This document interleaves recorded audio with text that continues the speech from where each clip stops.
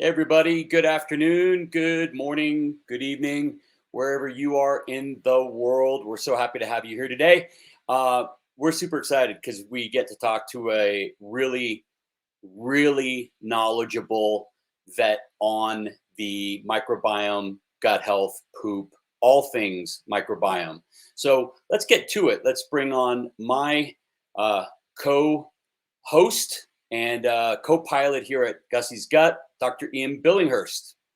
Good morning, Rob. And we're really excited today because we have the poop doctor, Dr. That's right. Odette. Is it Suter or? Yep. I'm not sure. That's right. Suter. Anyway, Yep. Dr. Odette Suter, the poop doctor, a brilliant mind and a wonderful, caring vet, doing much out there for our furry family members. So let's introduce. Let's do it. Okay. I think you already did it. Dr. Suter, welcome. I think I've done it. Hello. Good morning. Hi. How are you? Yeah, I'm good. How are you? It's good to be here with fellow microbe lovers and appreciators. Yes, we're all in good company. I think it's probably because the poop doctor moniker is very fun and cute, but I think we need to do something a little bit more upstream because you're helping people before it becomes the poop. It's the GI tract. We have to come up with something cuter and funnier that has to do with the GI tract. Well, I mean, you want to add cute or funny. That's good. You can't talk about, it never works with that. Oh my gosh. Well, then forget what I said because my grandson would love one of those, by the way. Yeah, you can buy them on Amazon. Okay. Or whatever your Australian. Well, yeah, you have Amazon on us in Australia. Of course we do. Yes. Yeah. All right, I will look for that.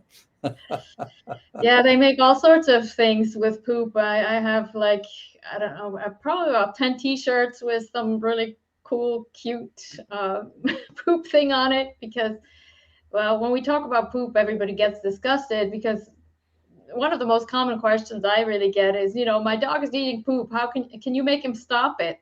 And I'm like, well, why would you? So I have to come up with, I have some cute attire to make it a little more fun because there's definitely an ick factor that comes along with that. Well, thank you for everybody who's joining. Let's go right into it because I'm really excited, and this is going to be one of those shows where an hour is not enough. So let's march right into this. So first question, let's start with this. I just last saw you on Dr. Karen Becker and Rodney Habib's private. It's like a membership service on Facebook, and I saw you talking about animal guardians, pet owners that are maybe possibly overdoing it with probiotic therapies. And this is a really interesting topic to me. So can you get us started on that conversation just a little bit, what you're seeing in the world?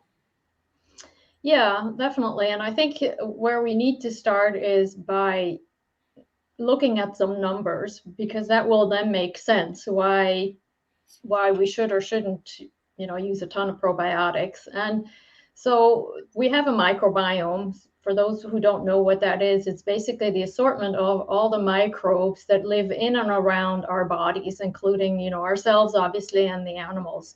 So there are microbes everywhere. And for humans, they found that there are about the same amount of microbes per cells of the body, depending a little bit on whether we just went to the bathroom or not. So if we're still full of, shit, we basically still have more microbes and less cells. So that's one thing. And from a genetic perspective, they outnumber us by a factor of 150. They also code for about 90% of all metabolic processes in the body. And there are 200 microbes per immune cells. So basically, they are running the show. they are creating this chemical soup inside of our GI tract, where we have most of those, and they make all these chemical substances that are necessary for the body to survive. So we have about 300 to 1,000 different species of microbes, whereas probiotics have maybe 10, if you're lucky, maybe 14, 15, but that's about it. So if you look at what's happening in the world of the microbiome, we have a huge diversity of microbes. We have a ton of them. They are making a lot of things. They basically keep the body running optimally. They help all these chemical reactions to happen in the body every second. I don't remember. I think there are like 1 billion chemical reactions every second in the body. So here we come with this bottle of probiotics that only has maybe 10 species in them. And we put it into a very, very, very complex system that works really well. If you think about it, considering what we've done to this world, our bodies are still like healing, working machines. I mean, it's really amazing how complex the body is and how little is actually going wrong with the body. Of course, that has now changed a bit and things are getting a bit worse that way. But even so, given that we're exposed to 80,000 new chemicals, that we're just living in this chemical soup and stress and whatever else is affecting all of us, we're still, we and our animals are still functioning really well. So it's really a bit ridiculous to think that we humans have the answers to things and that we can really make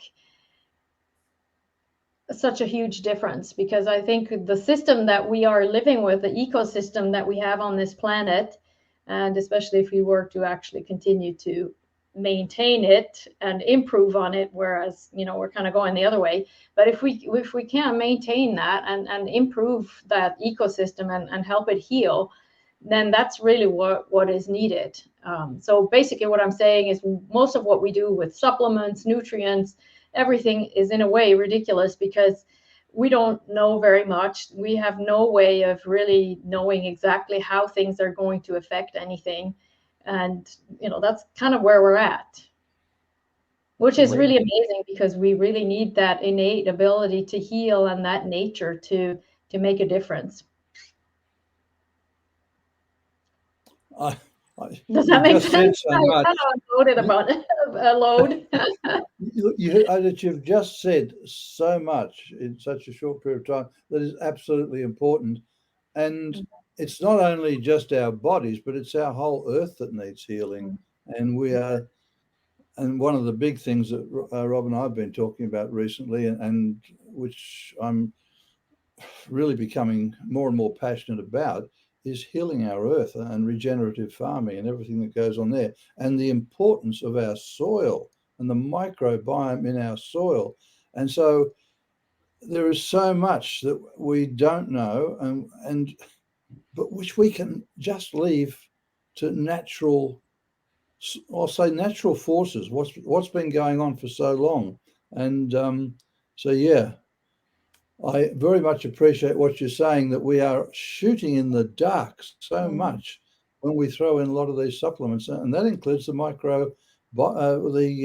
we try to add probiotics and do something to our microbiome, which is almost when you're saying 10 into how many microbes of different sorts are there generally in, say, a human or a canine? Well, in the gut, they found somewhere between 300 and 1,000, but I believe if I got the numbers right, in the Hadza people in Tanzania who are still hunter-gatherer tribes, I think they found 40,000 species. And wow. I think 30% of those haven't even been classified, or there are no names for those, something along those lines. So, yeah, it's really staggering numbers.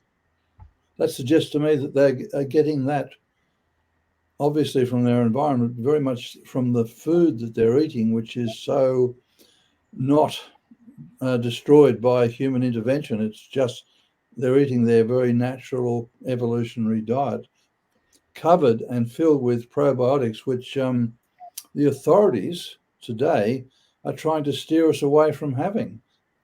Mm-hmm. You know, they want to make everything sterile that we're living with, and that is so wrong.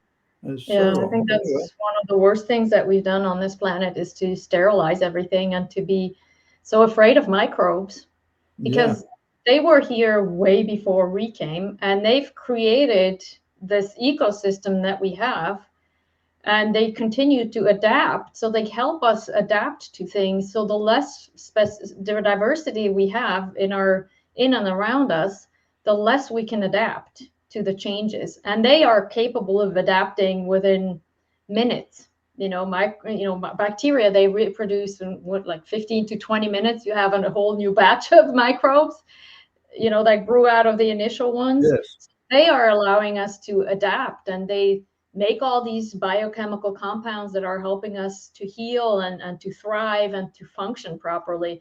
Whereas adaptation of a human or of an animal, I mean, that takes, centuries, gazillion years, because it took so long for us humans to become what we are, the dogs to become what they are.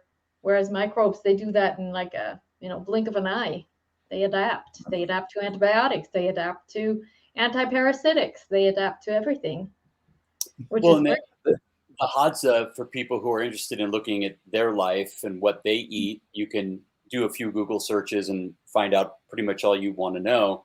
Mm-hmm. But Dr. B's right. How do you spell that, Rob? What group of people, or Odette? It's been forever since I read the HADZA, or it's HADSA. No, HADZA, I think. Okay. Hadza.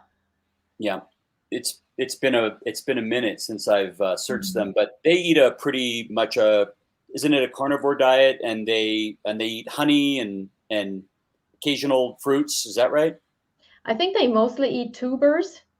But so prebiotics. So they have times of the year where they eat more meat, and then once in a while they get a little honey, but they, have to climb up a tree, get stung by a bunch of them, and, just to get it. So not that easy.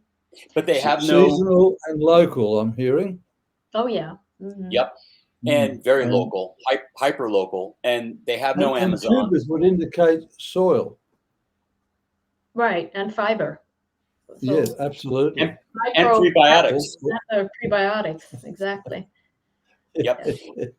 But they also, one of the key things that you don't want to miss about looking at the Hadza is they have very low stress. They don't have cell phones. They're not on Facebook and Instagram and all these other things, which is super important. We'll talk about that with the biome as well. Yeah, and they live in a social community, and, it's just a completely different lifestyle. Yep. While we're on our devices talking over millions of kilometers apart. Mm-hmm. Right. And the signals go up to the moon or somewhere, and then they come back, right? Well, so now just had a little bit of irony there. I just had to note, because we are so far removed from our evolutionary roots, aren't we? Yeah, and I think that's the biggest problem that we are facing. And when I read your book, Dr. Ian, like a couple decades ago, it's like, of course it makes sense. We have to go back to what the physiology of the body dictates that we eat and how we live. And that's really how we can be healthy. We cannot be healthy on junk food. We cannot be healthy if we don't exercise. We can't be healthy if we're constantly stressed. So we've basically created an environment, a lifestyle for ourselves that is not health promoting, aside from killing whatever is, still alive out there. Well, so that's great. We've covered the numbers. We talked about the Hadza a little bit. So now that we are at this place of beginning, how about we move into what you're seeing on the ground? I know you work with a lot of people via consult on their dog's gut health. What can you tell us about what people are doing and what you're seeing on the ground? Well, one of the things that I see is that because so many animals are now sick and have health problems, is I see a lot of knee-jerk reactions. So something shows up in the animal, and then the first thing is, how can I fix it? So basically what's missing is what's going on, what is causing it? And then once we know what causes, then try to figure out how to heal it and change it. And we use this kind of logic everywhere in our lives. The car engine light comes on, we bring it to the mechanic, they do some diagnostics, and then they fix it.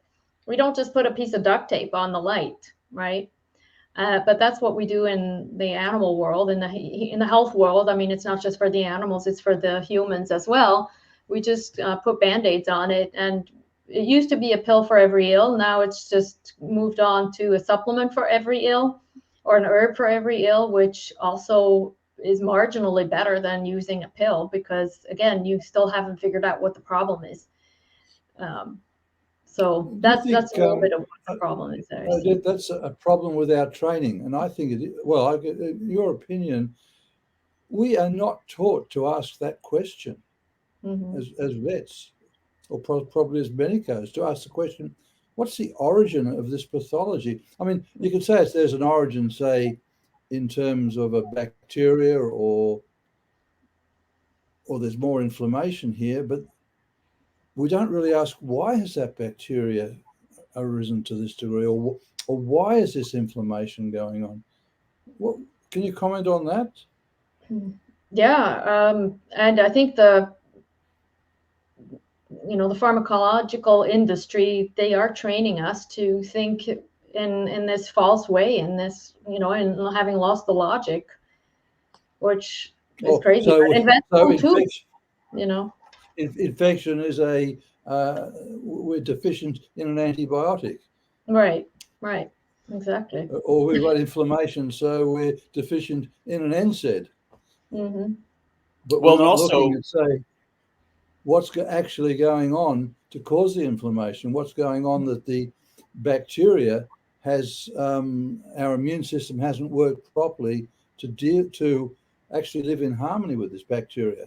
Because that's the other problem. We all think of the immune system as there to fight the environment of our bacteria, or the bacteria, the viruses, and so on in our environment, whereas in reality, it's there to live in harmony with them, because that's the way we've evolved over time.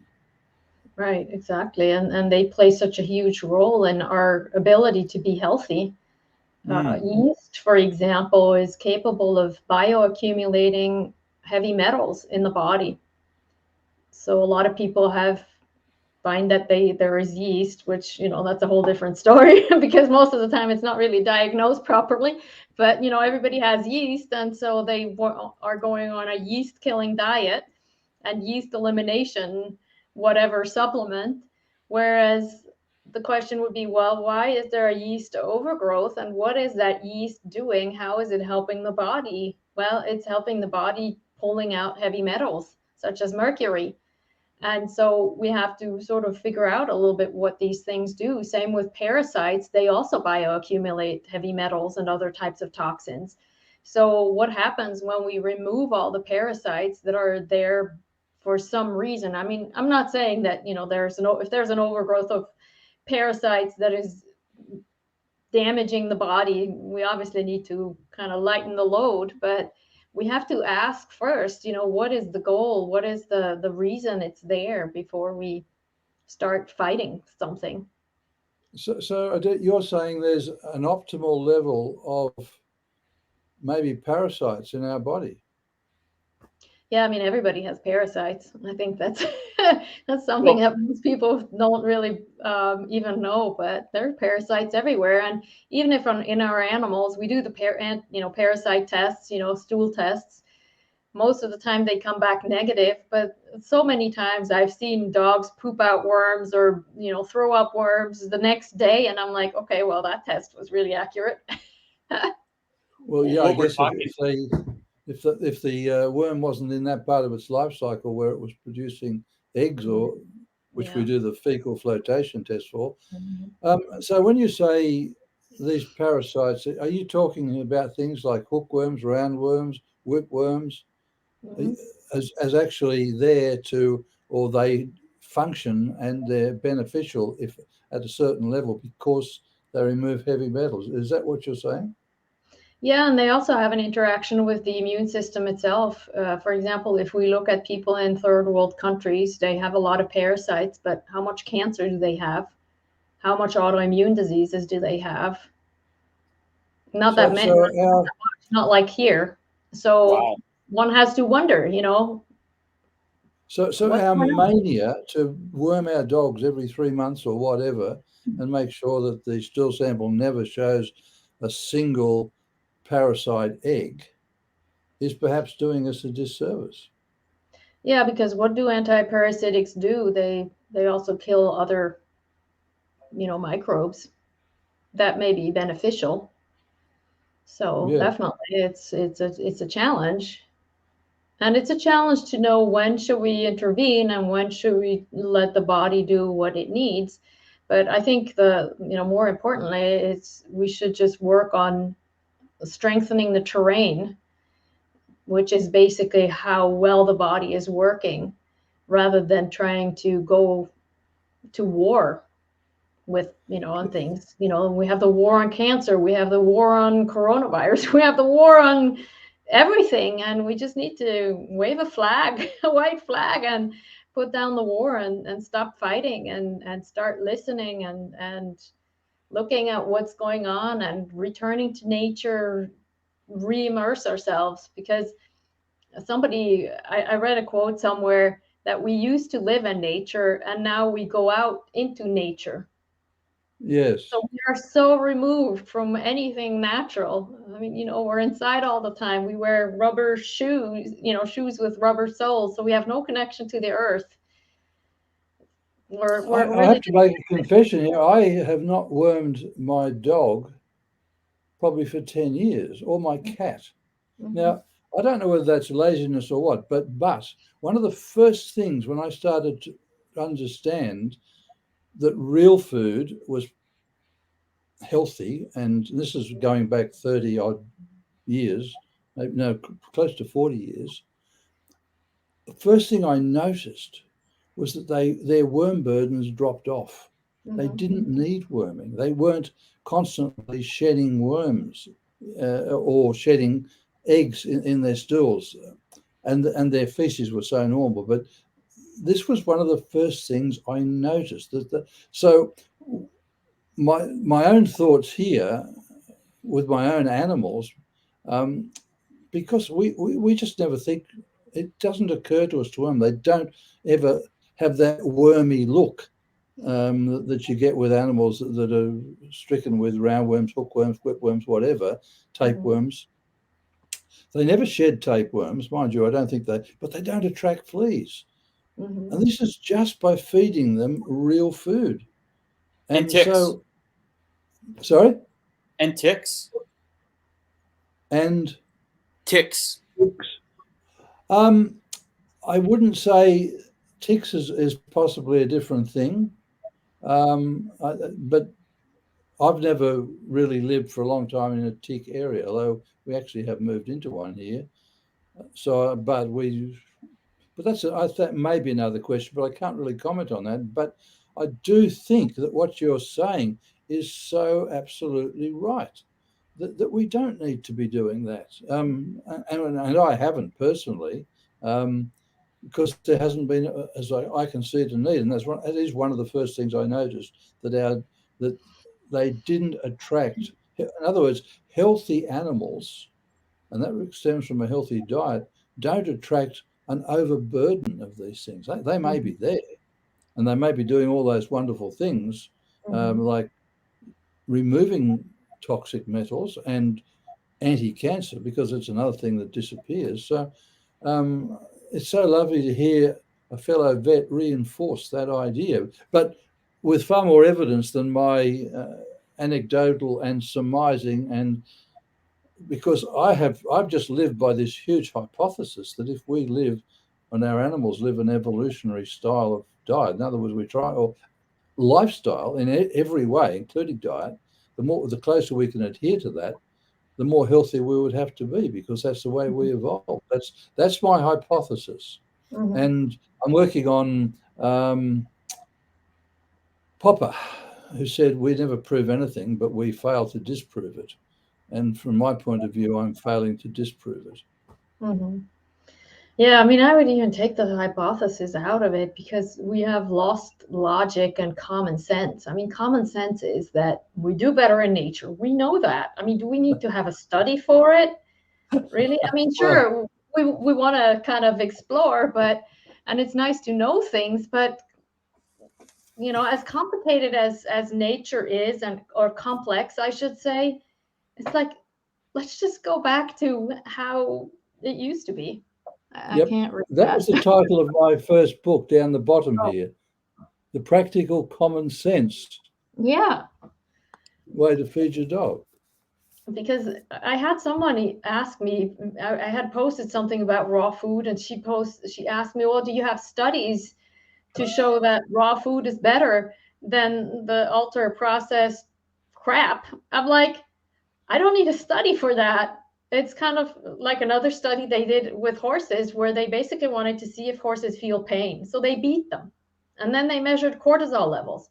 I'm like, okay, I could have told you that they are feeling pain. So it's like we make it so complicated, having to prove everything, and if it's not scientifically proven, which, God knows who's paying for that, to create the results that they are looking for. But anyways, it's just, we have lost common sense. It's like, let's just simplify things. Eat well, sleep, don't stress so much, exercise, breathe, roll in the dirt, I don't know, give somebody a hug, whatever, like simple things that everybody knows. Because we don't need studies that show that all this crappy food that we're feeding is making the animals sick. We don't need to have studies showing that glyphosate isn't healthy. I love well it. said. Well said. Back to our what we were talking about with getting back to nature. I think that the other way that I think most people might appreciate it, because getting back to nature feels sometimes a little too crunchy for people, or they think it's not going to be as strong as the other methods. They equate pharmaceutical with strength and getting jobs done, and they do usually, but unfortunately they wreak havoc later on. They get a certain, what they're designed for. They get rid of headaches, and they get rid of bacteria with antibiotics. But I think it's getting back to a harmony philosophy, living with, and what you said about living with parasites and all of with our bacteria, our viruses, protozoa, living in harmony with them is so interesting, and I believe that's 100% true. Everything I've read. And so, Dr. Suter, I think you would agree that if you're adapting to your environment all the time. So when you go on vacation for a couple weeks somewhere, you're going to take up that biome that you're in. If you're in that water, in that dirt, that's in that air, isn't that right? Your system adapts. Yeah, and that's why, when I go to when I have to fly, I go into an airport bathroom and I take a picture because that's the perfect place of getting a bunch of microbes, because every time somebody flushes, it goes everywhere. And then they use these hand blowy thingies to dry their hands. So bacteria float over everywhere.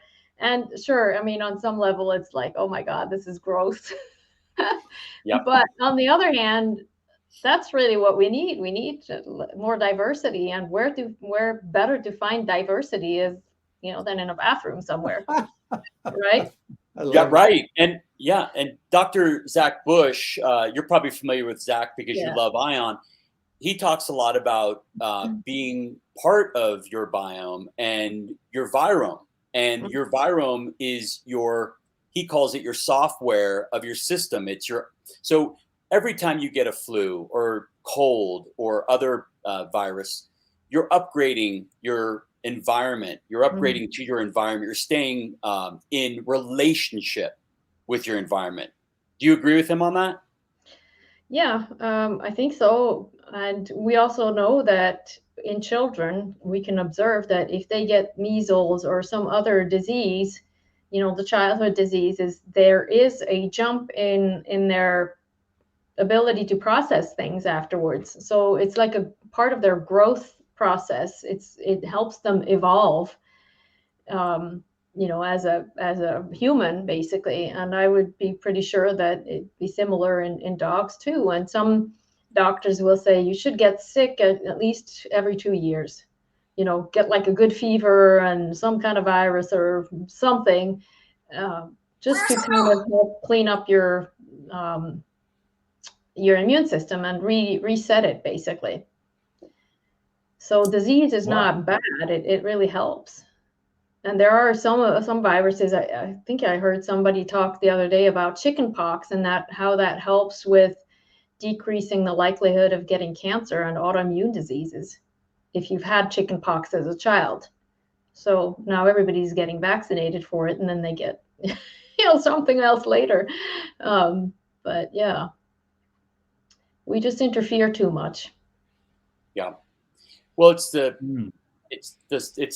pharmaceutical approach, but it's also this approach of over sterilizing our environment. We're constantly over cleaning and bleaching everything. And I got a puppy at 8 weeks, my first dog as an adult, and he came with all kinds of issues. He came home with me with all kinds of issues because I had found out that day that she was scrubbing everything with bleach. She was making people step into bleach. That day I picked him up. I had to step in a towel with bleach, and everything was pristine and clean. And I thought it was great when I picked him up. I thought that was phenomenal. When I took him back home, he had all these issues. I didn't relate it back to that. Over time, when I started working with holistic vets, I thought back to that experience. I thought that absolutely had a part to play in his illness, his dysbiosis.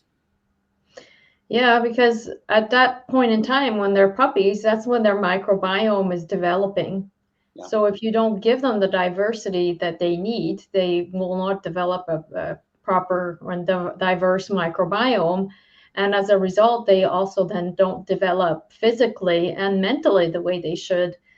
There was a study that was done in humans, and they found that if children didn't have a good microbiome by the age of 5, they were mentally and emotionally behind, and they would never actually catch up because they basically missed that very important developmental phase where their brain was, wiring itself in such a way that they would be able to behave normally. So anyway, so if they didn't have that microbiome during that important developmental time, they were never able to catch up.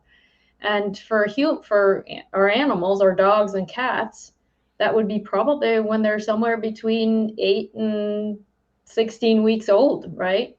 So if we don't give them a microbiome during that time, they can't really help develop themselves, their bodies, as well as they should.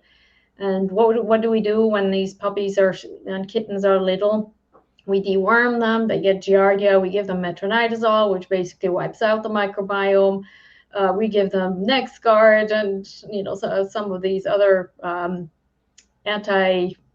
flea and tick preventatives. So they're just being exposed to so much destruction already that it's really hard to then be able to develop in a healthy fashion. Years ago, Odette and Rob, I was aware of a situation in England where this stable of horses was turning out animals that had acute and chronic diarrhea, which was uncontrollable, and they were, for want of a better word, they were dummies. They were really undeveloped in the head. They were, for one another better word, they were stupid horses. And they discovered that they had a groom there, a young fellow who was assiduously cleaning up mum's droppings, so the foals never got to eat them. And these foals, because they didn't get the microbiome from their mum, were developing very poorly in the brain and developing very poorly in the gut, which speaks to exactly what you've just said. So obviously, I mean, and it's quite clear, it's across species, but people should be aware that this is what's happening. There's an old story from England too. You need to eat about a pound of dirt when in your life as a youngster in order to become healthy. So there is so much in this, and we know too that if you are not involved in eating dirt, if you like, or eating poop or getting bacteria into your body from your environment, we just know that you're more likely to suffer from an autoimmune disease because your body has to have something to attack it. It starts to attack itself. So, it just speaks volumes to the work you're doing. It's so important. Dr. Poop. Thank you. Well, it's good, because I think, we have a lot of people now who are getting smarter on that, including you, both of you. There's a lot of research that's coming out, and so we're all reading furiously as much as we can to learn about it, and it's really fascinating, because what really turned me on to poop was to see how much my patients were improving with a fecal transplant. It was like a miracle, and I started about, maybe 8 years ago. It was Dr. Margot Roman, who turned me on to that. And it was just incredible. I'm like, well, poop is the medicine of the future. Why waste all that money on probiotics and all kinds of other stuff when we can just go for the real thing that gives us, hundreds of species of microbes, hundreds of postbiotics, which are all the metabolites these microbes are creating for the body to work. So why waste time and money on other stuff when we can just go right back to what nature provided and just get a big old dose of nature that way? Yeah. Can you talk to us a moment about fecal transplants, some of the success stories you've seen? Bingo. Yeah, so one of my very first one was a German Shepherd. He had been diagnosed with IBD 2 years before I met him, and they had already switched him to a raw diet. They had done food sensitivity testing and all sorts of other things, and he was on herbs and probiotics and enzymes and all sorts of things, but he was still having diarrhea, and he was still having a lot of anxiety.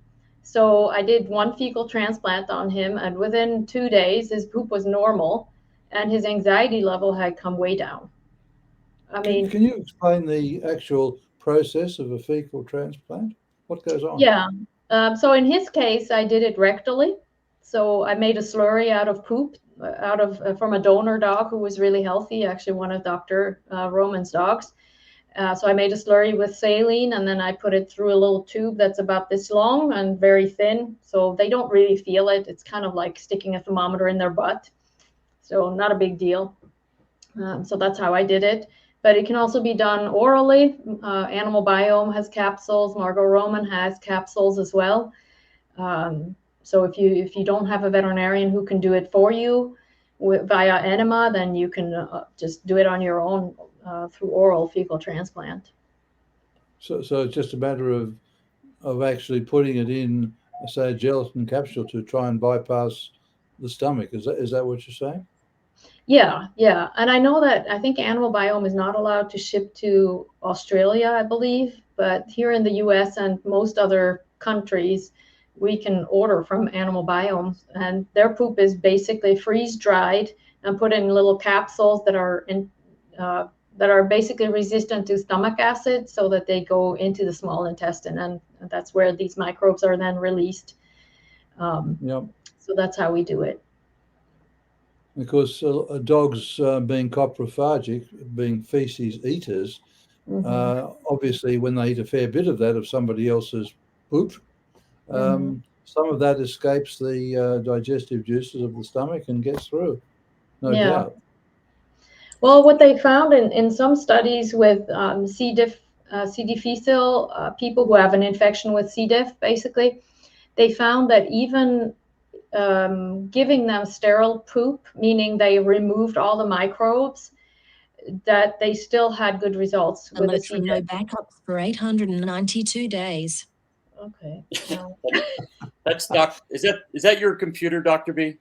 That's my computer chatting. She goes mad on me occasionally because I haven't got any backups. And That's good. She's right, of course. Yeah, of course. All the women in my life are correct, but I'm naughty. Dr. Suter, what would you say is the difference, and do you have an opinion about the oral versus the rectal for dogs therapy? Well, we don't really know, but there's one study that I read about in the human field where they did check the difference between oral and rectal. But the problem with that study was that everybody got a rectal transplant first, and then they continued with oral for one group and then rectal for the other. And it's interesting, in the human field, they do multiple fecal transplants. So there is one where they did, I think, 41 fecal transplants within, I think it was just 5 days a week for however many weeks to get to 41. And I usually do one fecal transplant and then I recheck and see if we need to continue. So I don't know in that study if they checked how the microbiome was for all of them after they did the rectal transplant, and then comparing that rectal transplant microbiome result to the result that they had after the 41 days, or how, I don't think they went for 41 transplants, but how did it look? But basically they found it was similar, the efficacy, but I just don't know that the study was set up well to be able to show. Personally, I've had good results with both oral and rectal, and if an animal has a really poor microbiome and has a lot of digestive issues, I will often do a fecal transplant rectally first and then send them home with oral capsules just to kind of really flood the system. More is better. Oral capsules are that commercial one you spoke of. Is that right? Pardon? The oral capsules is the commercial yes. fecal transplant. Yeah. Mm-hmm. Okay. Yeah. And then for rectal poop, I get it from Dr. Roman because she has donor dogs. I used to have a donor dog myself who had excellent poop. Unfortunately, he passed away. How dare he? Exactly. I was really sad because his poop was exceptionally good. But oh well. Yeah. Well, it sounds like he was a contributor to society too. So very much we'll miss him. Yeah. So just asking for the consumer, I've never done any fecal transplants on my dogs. How long is this therapy? Obviously it depends on the dog and the condition, but it's not a forever thing. It's a therapeutic, right? Yeah. I mean, it depends a little bit. Generally, most dogs get 30 days of fecal capsules and then we recheck. If I do a rectal transplant, it's just one transplant and then I recheck. But there are some dogs, I don't personally have a patient like that, but I've heard from other veterinarians and also Animal Biome, because, well, they get a lot of testing, where they find that without regularly supporting the microbiome with providing them with more fecal capsules, that their microbiome tends to sort of go back to where it was. So some dogs, they do require like a poop capsule every day, or maybe 2-3 times a week, just to maintain.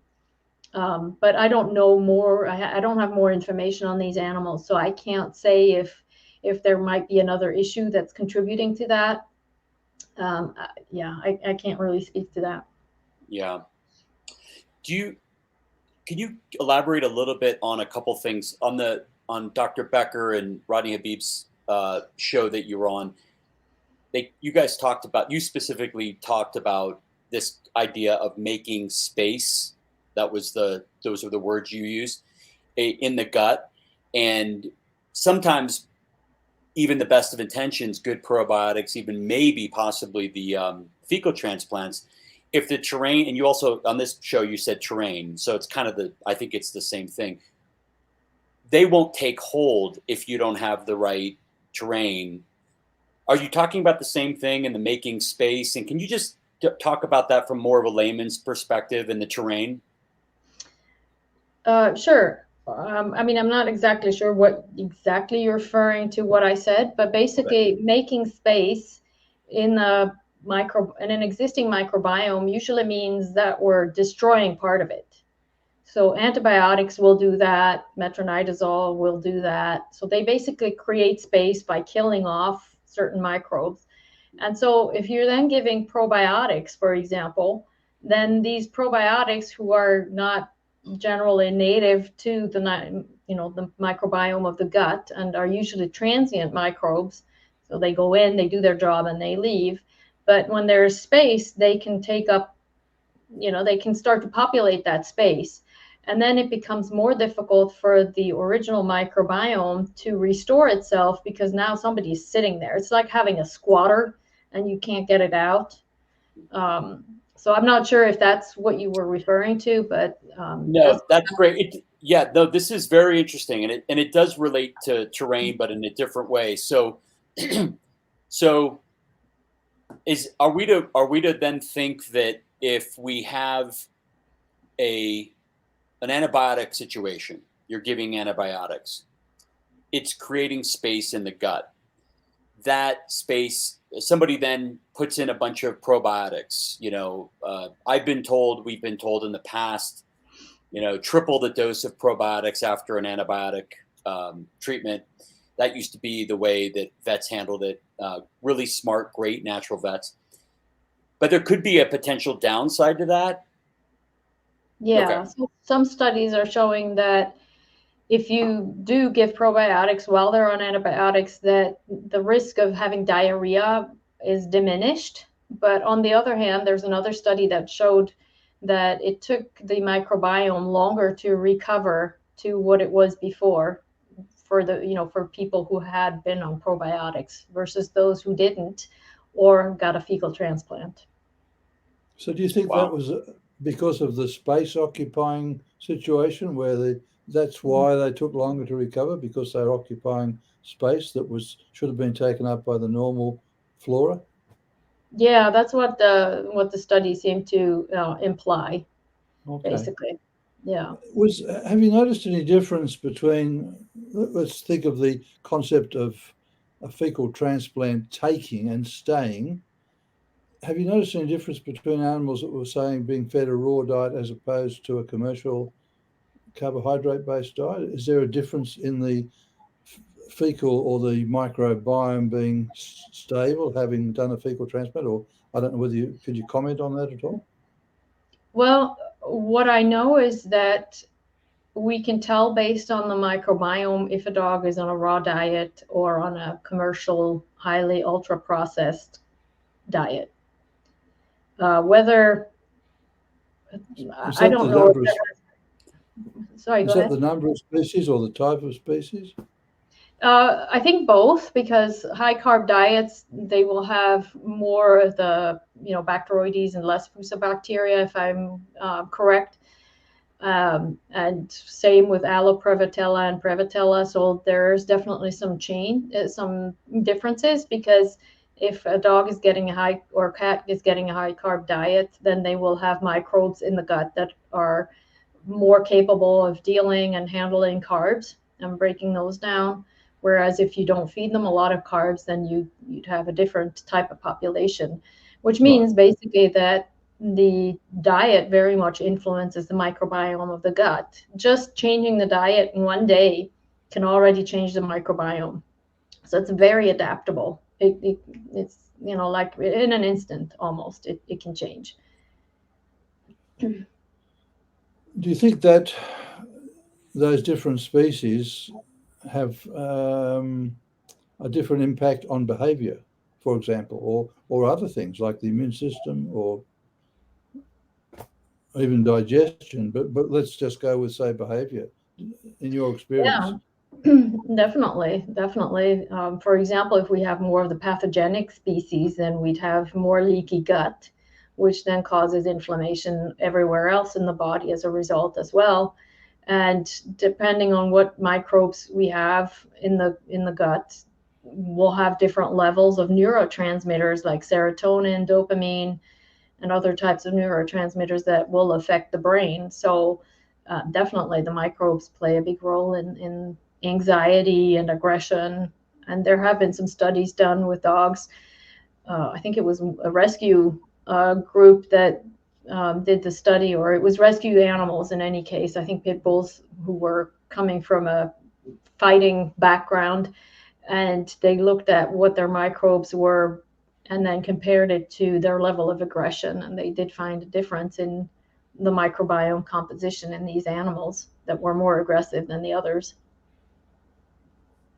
Okay, so was that related to diet, or it just happens that the microbiome was different, or you don't really know? It's a fascinating area. Yeah, well, I mean, there are always multiple factors that play a role, because who knows how one dog responds to being in fights all the time. You know, for one dog, it may be really traumatic, whereas the other one dog may be thriving on it and like, oh, yeah, I get to fight. It's kind of like in humans, you know, I'm not much like I'm not going to go punch anyone. Whereas somebody else would be more than happy to go into like, I'm going to hit you. So I think there are too many components, and that's what makes it so difficult with all these studies that we're doing, because there are so many components that play a role, especially when we're trying to do studies on efficacy of probiotics. Well, it's really difficult because you take multiple different individuals, and each of these individuals has their own microbiome. So it's kind of like a fingerprint. And then you're giving each of them one particular probiotic, you know, the same one, but they have very different microbiomes. So how is that probiotic affecting, you know, can it even do anything? Because there's another bunch of microbes there. How is it going to affect it? So it's really difficult to do any studies with probiotics, for example, because we just don't, it's just too complex. The body and everything is too complex to really make good assessments. But overall, probiotic research is not really showing to be all that effective. It can be effective for certain things, but in general, not that effective. And I've listened to a lot of podcasts from microbiologists who are studying microbiome, and there's always like a question at the end, what about probiotics? And most of them barely say anything about it, except that, well, studies aren't really showing to be that effective.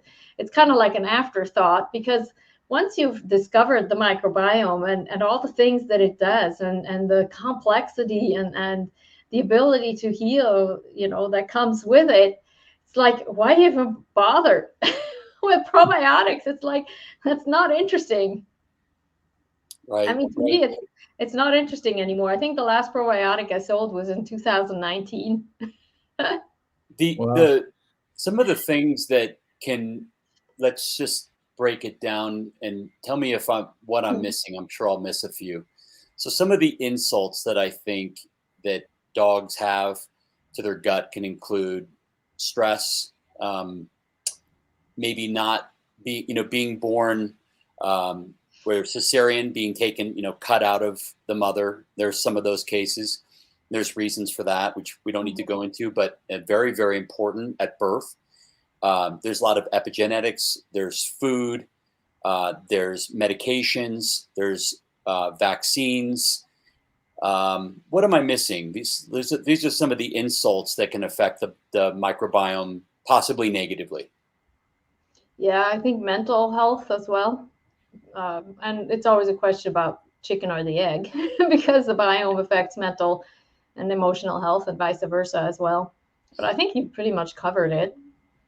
Yeah. Oh, EMFs, I guess that's one thing. Yeah, electromagnetic frequencies and radiation, because the microbes, they communicate through electricity, they communicate through electricity. So if we add frequencies to the body that are interfering with the communication that microbes have with each other and with the cells of the body, then that can also cause havoc.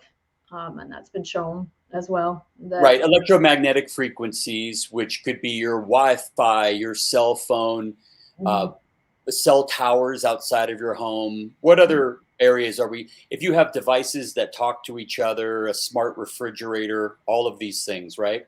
Yeah, so we have electric fields, we have magnetic fields, and we have microwave, frequencies basically. And so we also have to look at the wiring of electrical systems in the house, because a lot of them, at least in the US, have faulty wiring, which then causes a lot of dirty electricity. And regular electricity will have these sine waves that are very regular, and dirty electricity is like all over the place, which is really annoying to the system. I mean, I don't feel it, consciously, but I'm pretty sure my microbiome and my brain and my other cells of the body are like, okay, can we stop that, please? Yeah. That's another reason to get outdoors and to enjoy the fresh air and the sunshine and touch the earth and be away from electromagnetic waves. Mm-hmm. Yeah, exactly. We just need to limit it. I mean, the natural ones. Yeah. Already there. Yeah. Right. And most people, I had a consult several years ago. Some guy walked around my house measuring those dirty power waves. And it's relatively inexpensive to have your home where where you sleep, to have that circuited, to put a little switch by your bed and flip that off and turn off all of your room's electricity, so that overnight, where you spend a lot of your life, maybe close to half of your life, if you're lucky and you sleep well, you're spending close to half of your life, but have it free from any of that dirty electricity, and it gives you just a huge break. There's also things you can do to paint your walls with. You can see I've been involved in this. Paint your walls with. Oh my gosh, I just lost the certain kind of paint. Yeah, it's like a paint. It's like a paint that blocks the electromagnetic radiation. Yeah. Yeah. And then some people really go full bore and they sleep in Faraday cages and all this other stuff. And that's to each his own. Whatever you want to do, have an electrician come to your house or sleep in a Faraday cage. But that'll keep you free from it. Give your body a rest. And certainly you could. I used to also put I started putting a timer on my Wi-Fi. So at night, it just shuts off. I don't need it. I shut my phone off. It's never by me. And so at least I have that rest. I don't have a constant bombardment of signals, Yeah. I mean, I'm wired, that's my Ethernet cable. And it's like 25 feet, so I can drag it over to my sofa. And you get a better sleep. My computer, so I don't even have Wi-Fi. Good for you. My modem doesn't do Wi-Fi. Good for you. So, yeah. Good but for you. I think the important part is when you do remediation of electromagnetic radiation in the house, you want to make sure you measure beforehand, and then you do the remediation, and then you measure again. Because, for example, if you're painting all of your walls black, but you have an antenna right in front of your window, the electromagnetic radiation will come in and bounce off the walls, which will then make it worse because it cannot escape. It's kind of like in the car too, or in the airplane. You have much higher exposure because it just bounces off the walls, kind of like a billiard table, right? Like a ball. Yeah. Good. Yeah. So let's go back to the code for metabolic pathways and processes. So can you just break that down for us just a tiny bit? How our microbiome is making these essential chemicals and driving these processes and pathways. Yeah, so basically we eat food, our animals eat food, and most of it is digested. Obviously, there's some pre-digestion in the stomach, and then it goes into the small intestine where we have enzymes that break it down as well. But there are also microbes that help with that whole processing, and they basically eat whatever, comes in and transform it into something that is useful for the body, including B vitamins, taurine, the whole DCM thing kind of goes right out the window with that one, because microbes make taurine. So anyways, we have all these different compounds, butyrate, that helps to provide energy to the enterocytes, which are basically the little cells that line the gut. So there's so many compounds. I don't think all of them have been explored. There are some that help with detoxification of the system. A lot of them will help with training the immune system, especially in a young animal when they're, after they're born. There's a lot of communication between the microbes and the immune system that's happening so that the immune system can learn what is okay and what is harmful, which when we have allergies and autoimmune diseases, the body has, or the immune system has basically lost the ability to know what's good and what's not good. So it basically just attacks anything that comes along. So there's a lot of that going on in the gastrointestinal tract. So every system in the body is basically affected by what they make. Wow, fantastic to know that. I have a question for you. Taurine, are there particular microbes or groups of microbes, or under what circumstances does the body make its own taurine in the gut, or what the microbes make it? Is it a specific diet or specific microbes? Well, I mean, they definitely need to have the raw material to be able to make it. I'd have to look it up. It's been a while since I read it, but I think it's 2 amino acids that are being combined to make taurine. And I'm not sure if these microbes are creating that combination or what exactly they're doing.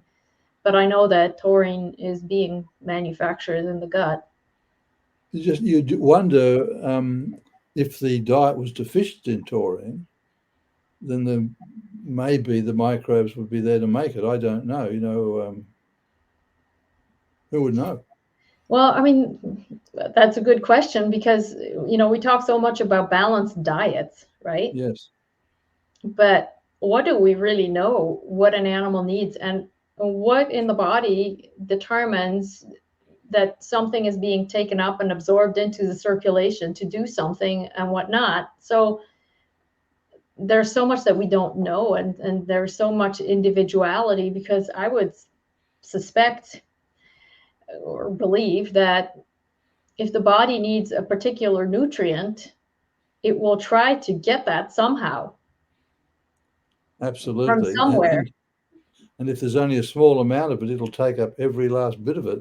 And if there's too much of it, it'll just leave it there. Exactly. So I think there's a lot of intelligence in the body, and we just need to kind of let it do its thing and not interfere so much. Dr. Suter, you do a lot of consulting for people. So in your consulting, how are you diagnosing? How are you, what are you using for diagnostics to get some understanding of how to treat these dogs? And I know other animals, but we'll focus on the dogs. You mean specifically with gut issues now, or in general? Yeah. Well, I will always start out with doing a parasite test just to see what's going on, because, if there's a Giardia overgrowth that's keeping the inflammation going, I definitely want to see if I can eliminate that a little bit. Even though we talked about microbes having an effect, but again, we want to balance it out. We don't want to have overgrowth. Yep. So I will start out with that. If I suspect that they have food sensitivity, I will do a food sensitivity test. And then if they, if obviously most of them have some sort of microbiome imbalance, so even young, healthy dogs can potentially have a microbial imbalance. I've seen a number of patients who just wanted to check, the client just wanted to check, and we did, and there was a significant imbalance. So we fixed that to then prevent disease down the road. So looking at the microbiome is certainly something that I highly recommend. Animal Biome is usually the company I know of. I'm not sure if there's some other ones that have come up, but so far I think they're one of the only ones. And they do take samples from all over the world, except I think there are some border patrol places in certain countries who are not so big of a fan of shipping fecal material. Customs. Yeah, customs. Like Australia. Yeah, exactly. So that may be a little bit more challenging, but so those are usually the tests I run. I will also check their adrenal function, because a lot of dogs have adrenal insufficiency, and as a result, they have GI issues, which, you know, would be Addison's disease. And it may not be full blown, but it may be sort of on that spectrum of just not having quite enough adrenal hormone. And as a result, they will have more issues in the GI tract. So that's something I will test as well. And then obviously regular CBC chemistry panel. If I suspect thyroid issues, I will look for that. I also check vitamin D levels, because that's important for the immune system as well. And yeah, so those are kind of the, you know, most common tests I run. I usually go for the ones that really give me information on how to treat. I'm not a big, I don't do a lot of functional testing, because especially when it comes to leaky gut and other types of issues, or dysbiosis, because I already know there is dysbiosis. I want to know what kind of dysbiosis. So I don't want an index. I want to know what's actually going on. I don't do a lot of B12 and folate testing, because if the microbiome is off, I fix the microbiome, and usually that will resolve it as well. So I spend people's money on tests that are really giving me information on how to treat, and not so much on what's present. Because if a dog has diarrhea or reflux, I know they have inflammation. I know they have leaky gut. I know they probably have a microbial imbalance. I just want to know what kind of imbalance they have so I can fix it. Wow. Beautiful. That is great. That's great. So we have a quick question. So we'll round out the show with a question on possible, we won't call them treatments, we'll call them healthful tips for the gut. So Darren Hilton asks, what do you think about supplementing with goat milk kefir? And so maybe, if I can just interject, maybe you can list off the top list of things that are really good for gut that, you know, all of us regular folks can do on a regular, semi-regular basis. Well, variety is the most important. So don't stay with the same thing over and over again. Have a variety, have them play out in the dirt, you know, go to different places, go to the beach, the mountains, the desert, to, you know, different areas. A lot of exposure is important. Different, you know, diversity is the most important thing. And goat milk, kefir, fermented goat milk, yogurts, you know, all these things can be helpful, but it depends on what the microbiome is like to begin with. I have dogs and cats who do great on these foods, and others don't at all. They have a big reaction, and that to me just shows that they have an imbalance, and that we need to look at the imbalance. So I always suggest try it. If you see benefit, great. If it gets worse, stop it and figure out what the cause is. Again, there's no one size fits all, because the microbiome is so different for every animal that, you know, you just can't generalize. You have to really look at it individually, and allow your animals to also dictate a little bit what they like, because they're very good at knowing what's good for them. Obviously, if you're putting a bowl of cookies in front of them, they're going to eat that. That's like a kid, right? You offer them a bowl of ice cream, they're going to take that over your salad. But if you're feeding them a good diet, and then just allow them to choose different things a little bit that are healthy as well, and see what they want, because they are very good at knowing what they need. Yeah, that's great. That's great. Well, we also know, we've done enough shows, Dr. B knows, that, you know, these dogs that their whole life have been on these super highly processed meals, their microbiome adapts just to start processing that junk.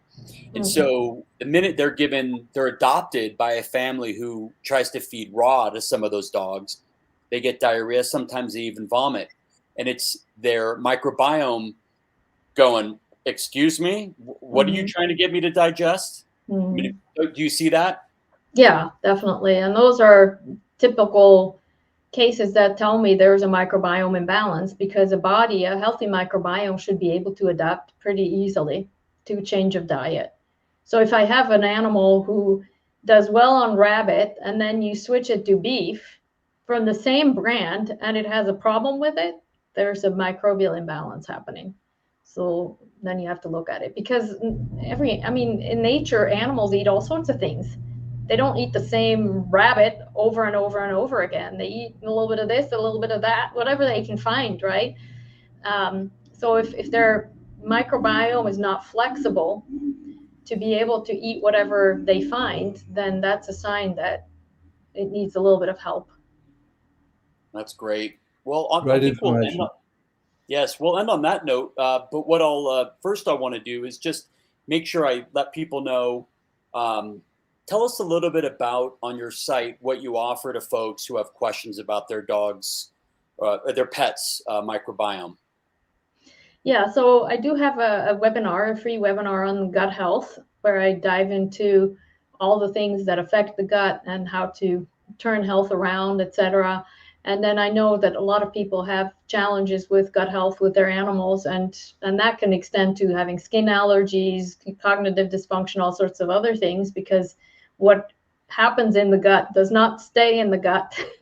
So it affects all other organ systems. So I have a program where I basically support people in their journey with their animal so that they can get the help that they need, because in this world we don't have quite enough Ian Billinghursts and other holistic vets. And so I offer this program where I give them knowledge and I support them with their individual animals and helping them figure out what to do and what's going on.